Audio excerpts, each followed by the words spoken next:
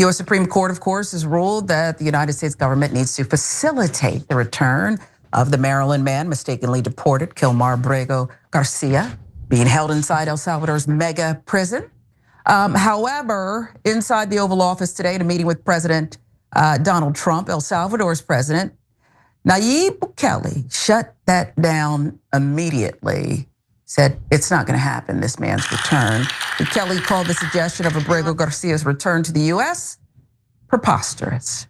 Can President Bukele weigh in on this? Do you plan to return him? Well, I'm supposed to have suggested that I smuggle a terrorist into the United States, right? How can I return him to the United States? Like, I smuggle him into the United States, or what do I do? Of course, I'm not going to do it.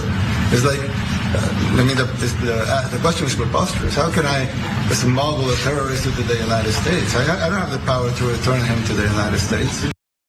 So leading up to that direct question of the president from El Salvador was Caitlin Collins and Stephen Miller, Trump aide, saying, look, how presumptuous for you to believe that we can just usurp the authority of this sovereign nation and bring someone back who's under their control. How dare you?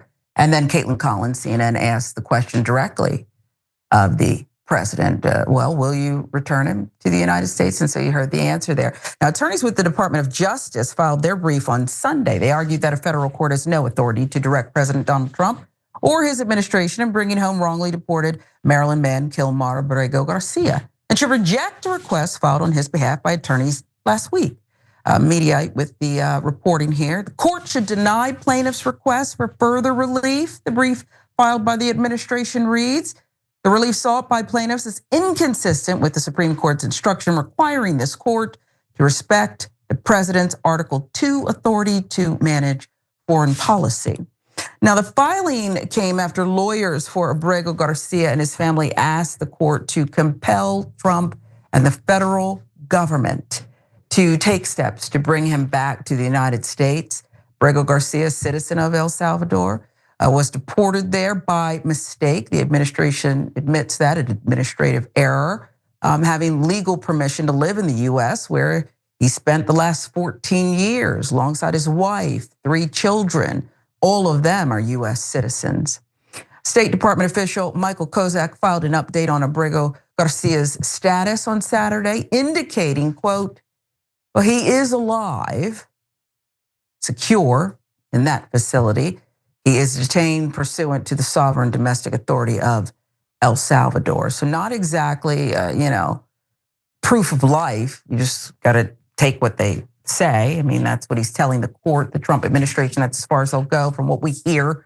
There's another hearing in federal court tomorrow where you can expect the judge to kind of ramp it up. But it seems like in the last hearing, Cenk, the Trump administration officials are no longer stammering or kind of, cowering even in front of the bench. They're basically saying, oh, well, this is what we're doing and it's not much.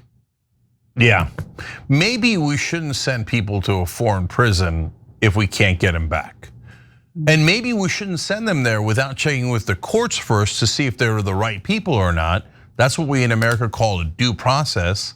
It's actually one of the foundational pillars of Western civilization. Or we can go with, I don't know who they are, who cares? Let's round them up and let's send them to El Salvador. Oh, I can't get them back, oops. Okay, again, if you're on the right wing, how does that help you? If you want to get rid of undocumented immigrants who are criminals, who are in gangs, like the Venezuelan gang, MS-13, etc. If we start sending in innocent people with them, then everybody's gonna turn against that program. Because if you're a decent person, you don't want to send an innocent guy to a dungeon. We could have a conversation, debate, hey, should we send anybody to El Salvador? Why are we even doing that? Why don't we just deport them to their home countries? Their home country is El Salvador and they broke the law here, that makes sense. They broke the law in their home country is Venezuela, maybe that makes sense, right? Or by the way, if they broke the law here, have them in a maximum security prison, have them serve their time, get justice, then deport them. But all of that is not going to be very popular if you keep sending the wrong guys and go, I don't care that they're innocent. Don't care at all. In fact, now we're going to smear them. Even though we've admitted in court, wrong guy, administrative error. then I'm gonna turn around and go, I don't care that it was the wrong guy. I like sending wrong guys to the dungeons. Okay, then everybody hates you. Not everybody, some portion of MAGA is like, yes, we sent the wrong guy in. And then, or they're listening to right-wing media and Stephen Miller, and those guys are lying through their teeth, and they're going, oh, he's part of MS-13, he belongs there anyway. But no, courts have already ruled several times here, originally before they picked him up and after they picked him up. You got the wrong guy. And the Trump team admits it in court. And they go, no, I don't want him back though. No, that's just not only is it totally unreasonable, it's un-American. Now it's about to get worse, we're gonna share with you in a second. But on this alone, I mean, what kind of monster says, yeah, I sent an innocent man to maybe the worst prison in the world, and I don't mind. I don't care that he's innocent. I think he should just rot in there. It's better that he rot away the rest of his life mistakenly than my ego be affected at all. I just rather pretend I'm right anyway. Person who does that is a really bad guy. Okay, now Sharon, let's tell him how much worse it's about to get. Well, it could be, you could be next, anyone could be next, any citizen perhaps. During Trump's meeting with Bukele, he also talked about his desire to send American citizens to the prisons in El Salvador. Aaron Rupar posted this clip, Bukele and Trump entering the Oval Office to X. Criminals next. Yeah. I said homegrowns are next. The homegrowns built. You got to build about 5 more places. Yeah, that's fair. All right. It's not big enough. Well, it's like 20,000 a prisoner or something. It's good business for him. Young leader there. Hard to make out, but Trump says homegrowns are next. We know what that means. The homegrowns, you gotta build about 5 more places. It's not big enough. He brought it up again during the official press conference. If it's a homegrown criminal, I have no problem. Now we're studying the laws right now. If we could do that, that's good. It's scary, and maybe the scariest part is he means it, Cenk. Yeah. He would love to do that. Yeah. Okay, so I ask MAGA now, really? You guys want to send US citizens? By the way, so far, he's done it with no due process, not even checking with the courts. And you want to give any American president the right to send any American citizen to a foreign dungeon, and we can't get them back based on whether the president thinks they're a bad guy. Joe Biden thought there was a lot of Republican bad guys. Imagine he's like, yeah, I already sent Trump to El Salvador. Sorry, can't get him back. But he was running against you, and we didn't get to judge yet whether he took the national secrets or did financial fraud or whatever. Sorry, sent him there already. Nothing I can do, my hands are bound. Oh, there goes Stephen Miller. Oh, there goes Peter Navarro. There goes Steve Bannon. Nothing I could do. Once I sent him to El Salvador, they're gone forever. Oh, it was an administrative error. It doesn't matter, I'm not doing due process. I'm not going to the courts. And if the courts tell me to bring him back, I won't. Is that the system you want? You think that's American? You think that's constitutional? No, that is not at all constitutional. That is not at all American. That's a weird, sick thing where you just decide you're authoritarian and can send people to foreign dungeons. So that's exactly what we warned you about. I've said this many times, but populists that are on other parts of the political spectrum, well, why, Cenk, you claim you hate the establishment so much. Why'd you vote for Kamala Harris and even back in 2016 to Hillary Clinton instead of Donald Trump? Because they were running against Donald Trump. Donald Trump keeps saying it after 2020, after he lost the election. He said, we should terminate the Constitution. He wasn't kidding. His supporters chanted, hang Mike Pence, hang Mike Pence. His chief of staff tells him about it. He says he deserves it. That guy's not gonna listen to the law. That guy's not gonna listen to the Constitution. That's why I was so adamant about trying to drive Biden out. Not because I wanted the Democrats to lose, but because I didn't want Trump to win. And Biden in the race was a guaranteed loss. And yeah, that's what happened. Oh, he stayed in until we couldn't fix it anymore.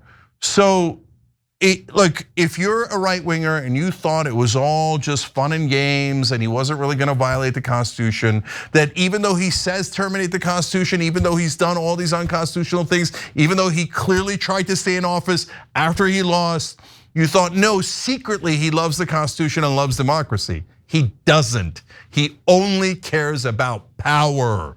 He doesn't care about the US Constitution one bit.